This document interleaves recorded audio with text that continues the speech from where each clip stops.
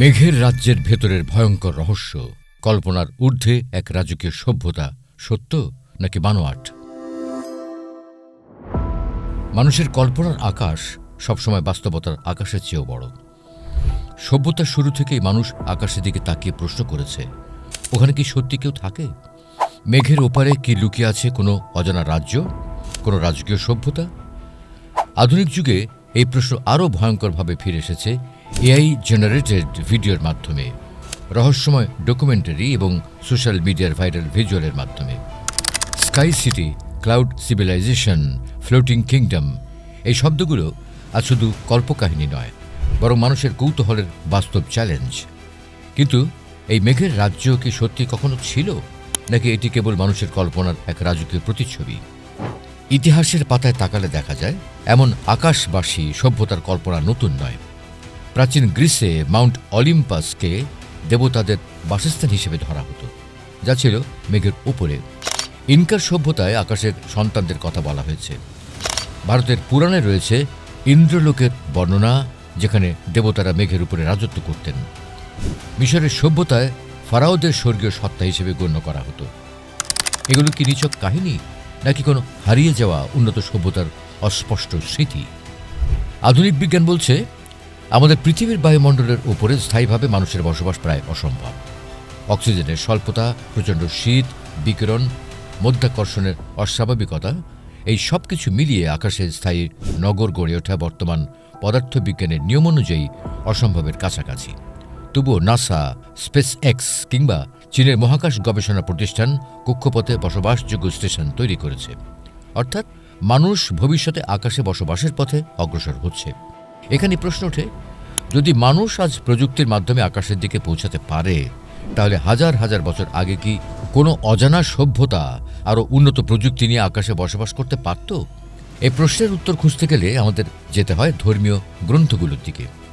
আল কোরআন বারবার আকাশ ও জমিনের মাঝে ভারসাম্যের কথা বলেছে। আল্লাহ তাআলা বলেন, আসমানসমূহ তিনি স্তম্ভ ছাড়া সৃষ্টি করেছেন, যেমনটি তোমরা দেখতে পাচ্ছ। এই আয়াত আমাদের বলে দেয়, আকাশ কোনো শূন্যতা নয়, বরং কঠোরভাবে নিয়ন্ত্রিত এক মহাব্যবস্থা। কোরআনে আরও বলা হয়েছে, ফেরেশতারা আকাশে অবস্থান করে, আল্লাহর নির্দেশ বাস্তবায়ন করে। আকাশের বহু স্তরের বর্ণনা, সাত আসমানের ধারণা, এসব আমাদের জানিয়ে দেয়, আকাশ শুধু মেঘ নয়, বরং একাধিক অদৃশ্য জগতের সমন্বয়। তবে গুরুত্বপূর্ণ বিষয় হল, কোরআন কোথাও মানুষের স্থায়ী আকাশ সভ্যতার কথা বলেনি, বরং মানুষকে বলা হয়েছে জমিনে খলিফা হিসেবে সৃষ্টি করা হয়েছে। মানুষের বসবাসের মূল ক্ষেত্র পৃথিবী। আকাশ মানুষের জন্য গবেষণার ক্ষেত্র, ভ্রমণের ক্ষেত্র, বিস্ময়ের ক্ষেত্র। কিন্তু বসবাসের স্থায়ী ঠাঁই হিসেবে কোরআনের কোথাও উল্লেখ নেই। এখানেই ইসলাম আমাদের একটি সীমা নির্ধারণ করে দেয়। অন্যদিকে জিন জাতির প্রসঙ্গ কোরআনে একাধিকবার এসেছে। তারা আগুনের সৃষ্টি, মানুষের চোখে অদৃশ্য, তারা আকাশে চলাচল করতে পারে। একসময় তারা আকাশের সংবাদ চুরি করত, কিন্তু রাসূল সাল্লাল্লাহু আলাইহি ওয়াসাল্লামের আগমনের পরে সেই পথ বন্ধ করে দেওয়া হয়। এখান থেকে কেউ কেউ ধারণা করে, হয়তো মানুষের দেখা আকাশবাসী সভ্যতা আসলে জিনদের কোনো গোপন জগতের অস্পষ্ট প্রতিফলন। কিন্তু এটিও অনুমান মাত্র। কোরআন বা হাদিসে এর কোনো সরাসরি প্রমাণ নেই। আধুনিক আবহাওয়া বিজ্ঞান বলছে, মেঘ মূলত জলীয় কণার সমষ্টি, যেখানে কোনো কঠিন ভূমি নেই। এআই ভিডিওতে যে ভাসমান নগরী, সোনালী প্রাসাদ, উড়ন্ত রাস্তা দেখা যায়, সবই ডিজিটাল আর্ট। বাস্তবে মেঘের উপর কোনো স্থায়ী কাঠামো থাকা সম্ভব নয়। তাপমাত্রা, ঘনত্ব, বাতাসের প্রবল চাপ, সব কিছুই সেখানে নির্মাণ অযোগ্য পরিবেশ তৈরি করে। কিন্তু এখানে আরেকটি গুরুত্বপূর্ণ বিষয় আছে। বিজ্ঞানীরা আবিষ্কার করেছেন, পৃথিবীতে বহু উন্নত সভ্যতা এমনভাবে ধ্বংস হয়েছে, যার কোনো দৃশ্যমান চিহ্ন আজ আর নেই। আটলান্টিস নামের হারিয়ে যাওয়া নগরীর কথা যেমন শতাব্দীর পর শতাব্দী ধরে আলোচিত। কেউ কেউ মনে করেন, হয়তো কোনো উন্নত সভ্যতা প্রকৃতির ভয়াবহ বিপর্যয়ে নিশ্চিহ্ন হয়ে গেছে। কিন্তু সেই সভ্যতা আকাশে ছিল, এমন প্রমাণ আজ পর্যন্ত পাওয়া যায়নি। আধুনিক যুগে এআই প্রযুক্তি এই রহস্যকে আরও ঘনীভূত করেছে। মানুষ এখন কৃত্রিম বুদ্ধিমত্তার মাধ্যমে কল্পনাকে বাস্তবের মতো ফুটিয়ে তুলতে পারছে। আকাশে ভাসমান দুর্গ, মেঘের রাজপ্রাসাদ, অলৌকিক প্রযুক্তি, সব কিছু এখন চোখে দেখা যায়। ফলে সাধারণ মানুষ বিভ্রান্ত হয়ে ভাবছে, হয়তো এগুলোই হারানো কোনো গোপন সভ্যতার ফুটেজ। বাস্তবে এগুলো নিখুঁতভাবে তৈরি ডিজিটাল বিভ্রম। ইসলামের দৃষ্টিতে বিভ্রম ও সত্যের পার্থক্য করা অত্যন্ত গুরুত্বপূর্ণ। কোরআন বারবার মানুষকে চিন্তা করতে বলেছে, যাচাই করতে বলেছে, অন্ধবিশ্বাস না করতে বলেছে।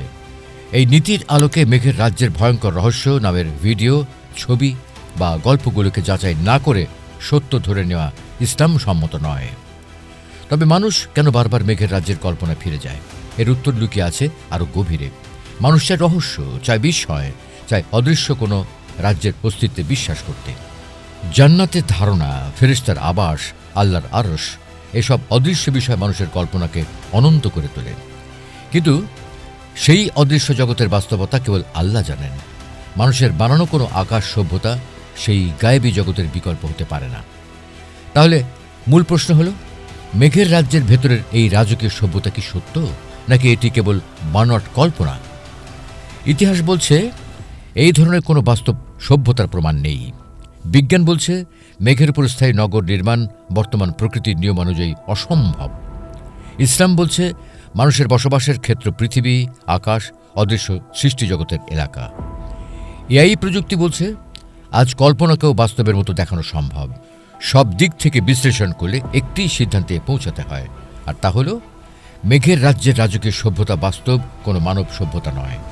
এটি মূলত মানুষের চিরন্তন কল্পনা, প্রাচীন পুরাণ, আধুনিক এআই প্রযুক্তি ও রহস্যপ্রিয় মানসিকতার সমন্বয়ে তৈরি এক চমকপ্রদ বিভ্রম। সুপ্রিয় দর্শক, মানুষ শুধু মাটির তৈরি দেহ নয়, তার অন্তর আখিরাতের দিকে ঝুঁকে থাকে। সে আকাশের দিকে তাকিয়ে স্বপ্ন দেখে, কিন্তু সেই স্বপ্নের চূড়ান্ত বাস্তবতা কোনো কল্পিত স্কাই সিটি নয়, বরং আল্লাহ প্রতিশ্রুত চিরস্থায়ী জান্নাত। তাই প্রিয় দর্শক, রহস্য, কল্পনা আর বিভ্রমের ভিড়ে হারিয়ে না গিয়ে আমাদের উচিত কোরআন ও সুন্নাহর আলোকে সত্যকে চিনে নেওয়া। আকাশের ওপারে কোনো কল্পনা রাজ্য নয়, আমাদের প্রকৃত রাজ্য অপেক্ষা করছে আখিরাতে, সেই জান্নাত যার প্রতিশ্রুতি দিয়েছেন স্বয়ং আল্লাহ তাআলা। এখন প্রশ্ন একটাই, আমরা কি সেই জান্নাতের প্রস্তুতি নিচ্ছি? আজকের ভিডিওটি যদি আপনার চিন্তার জগতে নতুন কোনো জানালা খুলে দিয়ে থাকে, তাহলে ভিডিওটি লাইক দিয়ে আমাদের সঙ্গে থাকুন। নিয়মিত এমন ইসলাম, ইতিহাস ও বিজ্ঞানের আলোকে বিশ্লেষণমূলক ভিডিও পেতে জ্ঞানের আলোকে সাবস্ক্রাইব করে পাশে থাকা বেল আইকনটি ক্লিক করতে ভুলবেন না।